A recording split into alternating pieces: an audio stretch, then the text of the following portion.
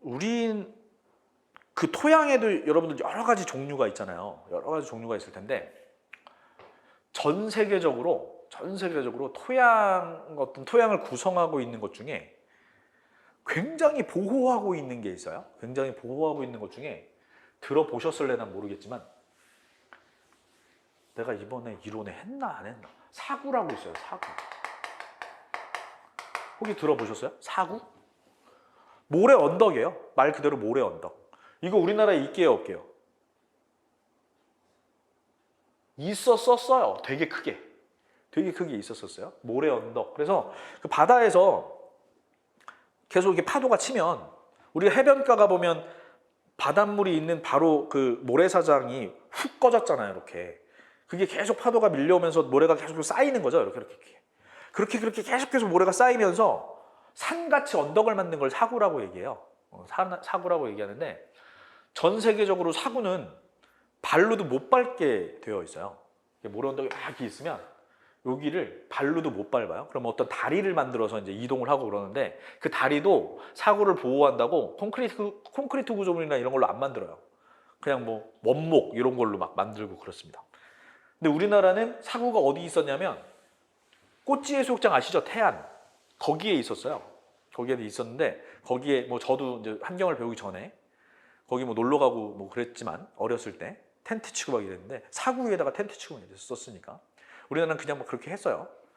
그렇게 했는데 이 우리가 그 모래 언덕이다라고 하면 솔직히 사막 같은 거잖아요. 어떻게 보면 사막 같은 거잖아요. 사막에 뭐가 자랍니까?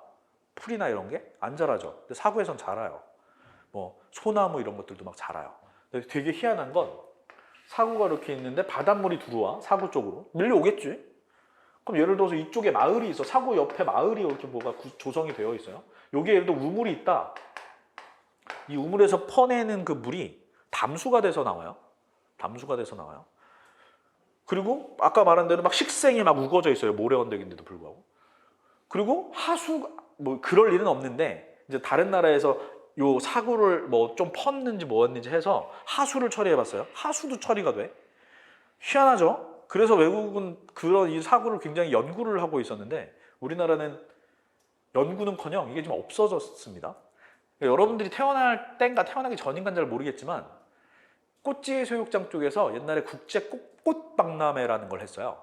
꽃박람회라는 거 찾아보시면 있을 텐데 그때 이제 당연히 전 세계 박람회니까 여러 손님들이 올 거고 그러니까 이제 아름다운 자연 환경을 보여줘야 된다라고 해서 지금도 태안에 가보면 해안도로가 있어요.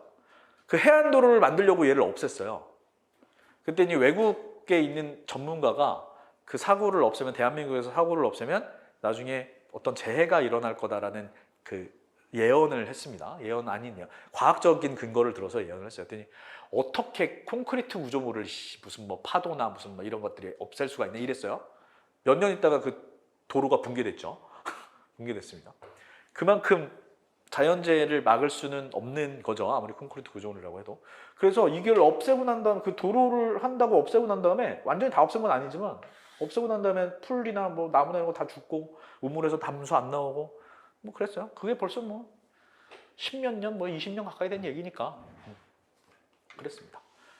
이런 토양 자체 어떻게 보면 사구도 토양의 하나라고 볼 수가 있는데 그렇게 좀 보존하고 이런 토양의 기능을 전부 다 갖고 있는 그거보다도 훨씬 더 많은 기능을 갖고 있는 것들을 좀 우리나라는 많이 없앤 편이죠. 많이 없앤 편입니다. 조금 사설이 길었는데 아무튼 토양의 기능이 중요하다라는 얘기를 하려고 한 거예요.